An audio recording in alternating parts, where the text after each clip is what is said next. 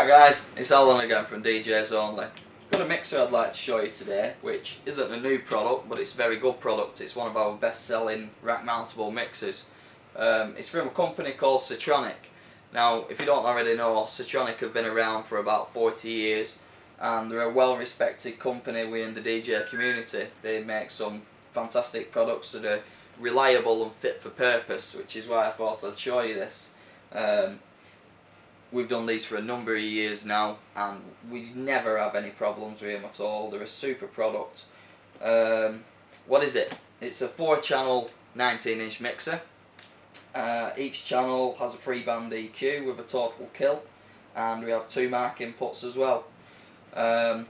It's a USB mixer as well, so we have 2 inputs. Anyone who's using a laptop based system, you'll be able to go straight into your mixer and away you go. Now, a nice neat little addition to this that I like, I think it's needed on a lot of mixers, you know what I mean. When we're using laptop based systems, we all know that they're getting more and more reliable, but there's always the odd chance where it may fail, it might crash, something might happen, you know what I mean, and we need a backup. So rather than taking out a CD players and something like that, like we used to years ago, you know what I mean, and having a load of extra weight, what we've put on this is just a 3.5mm aux input. So if you've got an iPod or an iPhone or something like that, a little MP3 player as a backup, you could have maybe 10-15 songs on there, just enough to get you through firing up your laptop again, and we can just play straight from that. Away you go.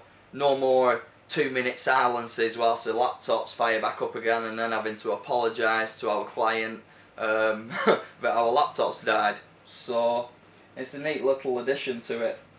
So what we'll do, we'll take it out of the box, give you a close-up of it, and take some pictures and give you a good walk round. Right guys, a closer look now that we've got it out of the box. So what have we got? Microphone 1 and microphone 2 inputs. Now these are an XLR, our 1/4-inch jack combi input. We also have our gain, our treble, mid and bass. We have a pan left and right, our on-air switches, mic override, override sensitivity and override depth. Now if you don't know what these are, when you're using a microphone and you may want to reduce the volume of the music slightly so that you are more clearly heard, you can set these up, and what it will do is automatically reduce the volume of the music for you without you touching the faders. So a lot of people still use this, some don't, some mixers have it, some don't, but it's a nice little feature, so saves you keep changing the fader all the time, especially if you're using a microphone or a wireless microphone and you're not close to the mixer. You can just have this set up and on air and away you go. Now on your channels, first one you have line, mic 3 or CD. The second one you have line, mic 4 or phono/CD. On your third you have line, USB 1 or phono/CD, and on your last channel you have line, USB 2 or CD/aux. That's your aux, your 3.5mm jack that we were talking about as your backup unit for your phone or iPhone or your iPod. Each channel again has your gain, your top, middle and bass.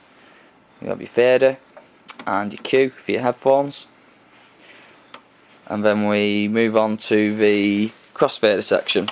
Now we've got a very good crossfader in these, very good quality crossfaders, but like all mixers, it's usually the first thing that goes if something does break.